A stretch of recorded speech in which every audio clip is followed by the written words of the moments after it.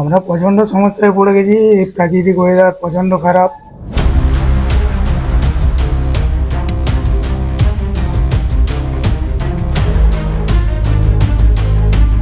পুজোর আগেই বৃষ্টি অসুরের দাপট, নাজেহাল বাঁকুড়ার পাঁচমোড়া টেরাকোটা শিল্পীরা। মণ্ডপ সজ্জার জন্য টেরাকোটার মূর্তি তৈরির বরাত এসেছে ঝাড়খণ্ড, ছত্তিশগড় থেকে। বায়না করেছে পশ্চিমবঙ্গের বিভিন্ন পুজো কমিটিও। কিন্তু নিম্নচাপ ঘূর্ণাবর্তের জেরে লাগাতার বৃষ্টি রাতের ঘুম কেড়েছে টেরাকোটা শিল্পীদের। আমরা প্রচণ্ড সমস্যায় পড়ে গেছি। এই প্রাকৃতিক ওয়েদার প্রচণ্ড খারাপ। প্রায় টানা 2 মাস ধরুন একই রকম বৃষ্টি হচ্ছে এবং জিনিসপাতি শুকোচ্ছে না। বা পুঁয়নে টুয়নে যেগুলো আমরা ভাটিগুলো পড়াই, সে ভাটিগুলো প্রায় এক কোমর, কোনোখানে এক জাং এরকম জল হয়ে আছে। প্রথমে কাঁচামাটি দিয়ে মূর্তি তৈরি করেন টেরাকোটা শিল্পীরা। তারপর সেগুলিকে রোদে শোকাতে হয়।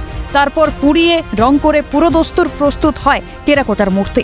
কিন্তু লাগাতার বর্ষণে ধাক্কা খাচ্ছে রোদে মাটি শুকানোর কাজ। ফলে সেগুলিকে পুড়িয়ে মূর্তি পুরোদস্তুর প্রস্তুতের কাজ বাধা পাচ্ছে।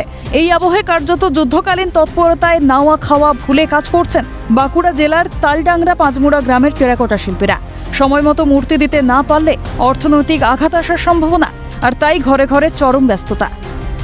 এবছর বর্ষার এমন প্রকোপ যে পুরো এই টেরাকোটা শিল্পীদের একবারে পুরো প্রতিবন্ধক হয়ে দাঁড়িয়েছে। কারণ হচ্ছে আপনার সময়ে আমরা ঠিক জিনিসটা দিতে পারবো কিনা, সেই নিয়ে সবসময়তেই একটা উদ্বেগ। কারণ পুজো শুরুর মোটামুটি 20 দিন আগে ডিজাইনারদের আমাদের সমস্ত জিনিস দিয়ে দিতে হবে। 3-4টা পুজো প্যান্ডেলের কাজ, তারপরে এরকম বর্ষার ওয়েদার, খুব চিন্তার মধ্যেই আছে। এত জিনিস বানানো, শুকনো করা, পুরাতে পারছি না, শুকনো করতে পারছি না, এই নিয়ে খুব চিন্তিত। কারণ রাত প্রায় 12টা-1টা পর্যন্ত কাজ চলছে। কারণ এমনিতেই রাখার জায়গা নেই, এটাই মূল সমস্যা হয়ে যাচ্ছে।